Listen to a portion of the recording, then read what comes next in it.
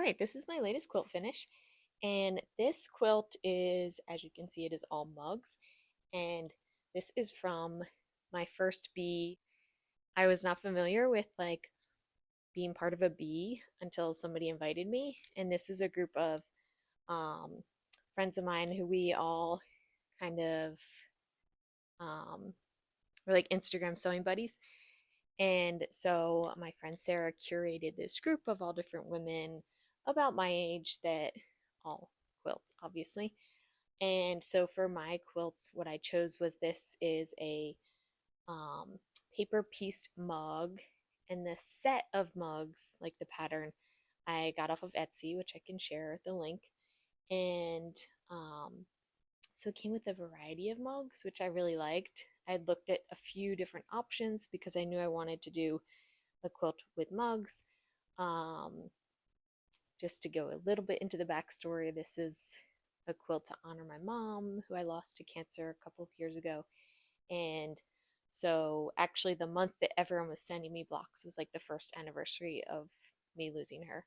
And um, so that made it like a bright spot in my month. And so we would have my mom and I would have our tea together every morning if we were like on FaceTime or whatever. We like, she's the one who got me start drinking tea every day.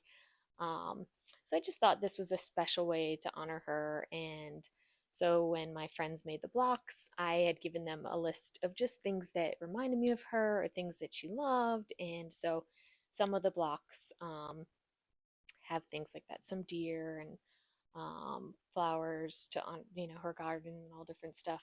Um, so I ended up with having everyone in my B group do I think 4 blocks, maybe 3. They're 6-inch blocks when they're finished, and I didn't have a ton to make a big quilt. So what I ended up doing is putting in some blank spaces just to make my quilt a little bit bigger. And then you will notice that the background fabrics, and actually I think it turned out pretty good in terms of the color. That was the hardest thing was since we were not all local to each other, to get the backgrounds matching. Now I could have said like, oh, it's Ducona Snow or something, um, but I think I already had started some, and I had this light blue that I wanted to do, and I had a lot of this light blue grunge. Um, so I just kind of sent a picture of it and asked people to try and match this bluish. And they're all pretty close, but that was the hardest part when I was putting the blocks together, finding a good balance of like the color, the brightness of the mugs, and also the background color of the blues. So I really just needed to scatter my ones that stand out as like not matching or a little bit darker. I had to really scatter those to make sure it balanced out the whole thing. Now, my only warning about this pattern, because I do love the variety mugs, but the seams where the handles meet the mugs were really bulky. So I was a little bit nervous when I was quilting it, but I didn't break any needles and it wasn't bad. But I did choose to do like an organic kind of slightly curvy line for that reason. So that when I was quilting it, if I knew I was approaching a spot that was like really bulky, that I could like dodge it if I needed to.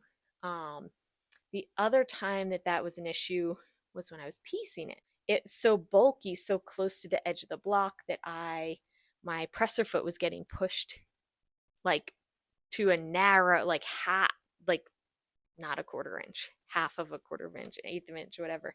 Um, so I had to go in with my scissors and trim down the bulk out of that little section just so that I could keep my piecing even.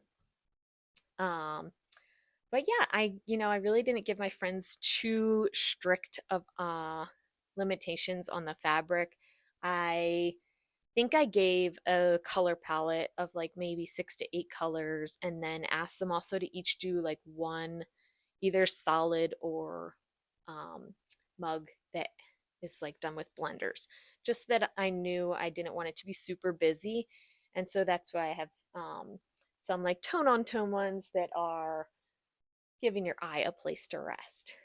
The pattern, and I'll link it because the person was really nice, and her and her sister designed two sets of mug patterns. And it did have, so it had a basic mug, the shorter round one, the kind of angled round one, this one they called the daddy mug, this kind of taller curved one, um, and then it had a Kermit the Frog mug. So I just asked my friends, like, just one person, please make the Kermit the Frog mug. So I'm really glad that Liz did that. And um, every time I show it to people, they like, it takes them a second. They're like, wait, oh, it's Kermit. Um, and I did some with linen, and that was probably a mistake because it was also made it even more bulky in the curves. But I just love the way that linen washes up. Um, and my mom did take pottery classes, so I wanted to have some mugs that had like a really artsy feel. Like, I mean, this just to me seems like an artsy mug, that like burnt orange. Um, this black one with the hearts is like a very painterly fabric. And then there's certain fabrics that just, like, my mom also sewed, so I remember like I have this fabric here with Merry Christmas in like really gentle script. And I remember when I had bought that and I put it in a quilt before, my mom just commented like how much she loved that fabric. Um, so that was one I had like kind of put that block off for a while. And yeah, it was just nagging me like, come on, you remember what mom said? Like, so I just like, that was the second to last block I made, or maybe the last one. Um, because I just like really, I knew I needed to include that because I know how much she loved that like beautiful script. Um, oh, and there is a Pyrex Pyrex mug. If you remember, like the plastic mugs that have like a very solid ridge, like very linear. So I only have one person made the Pyrex mug, which like mustard yellow seems very fitting.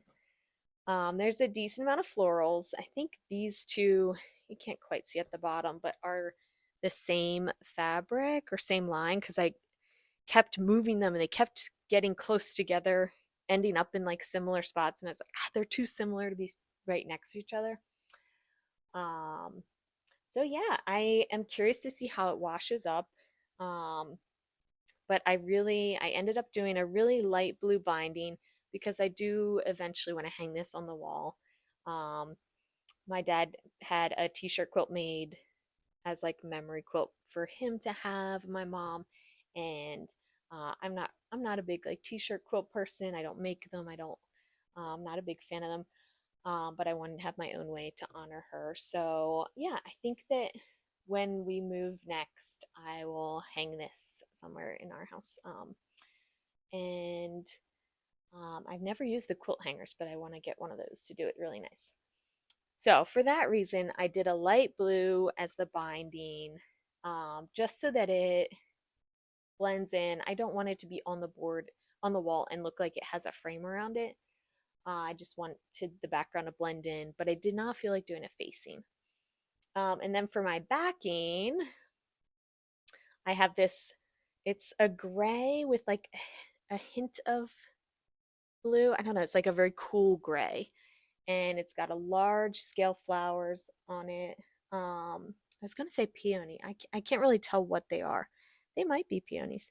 Um, and yeah, I was really stuck on the backing, and the owner of the quilt shop was like helping me pull fabrics, and she pulled this one. I was like, that's it. That's it.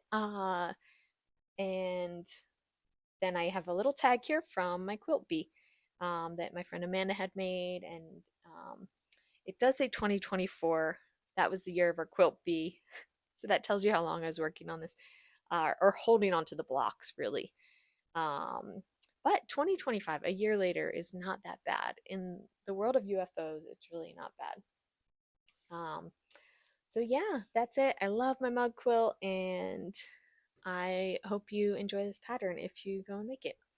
I will show some close-ups, and yeah, happy quilting.